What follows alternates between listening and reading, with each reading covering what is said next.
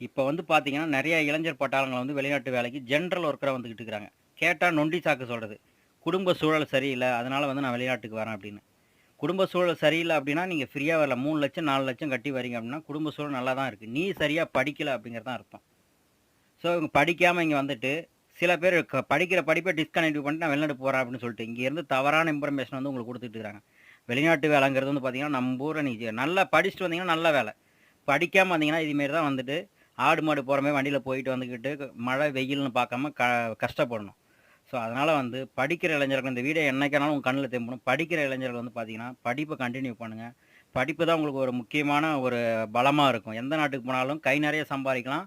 வேலை 8 டூ 5 வேலை பார்க்கலாம். ஆனா, அத விட்டுட்டு நீங்க ஜெனரல் ஒர்க்கா வந்தீங்கன்னா, ஒரு நாளைக்கு 14 மணி நேரம் வேலை பார்க்குற மாரி தான் இருக்கும். அப்துல் கலாம் ஐயா சொல்லியிருக்காங்க, 2020லாம் இந்தியா வல்லரசு ஆயிரும் அப்படின்னு. அதுக்கு காரணம் எல்லாம் கல்வி கற்றுறலாம் அப்படிங்கிற நம்பிக்கையில தான். எல்லாம் கல்வி கருங்க, வாழ்க்கையில வெற்றி பெறுங்க.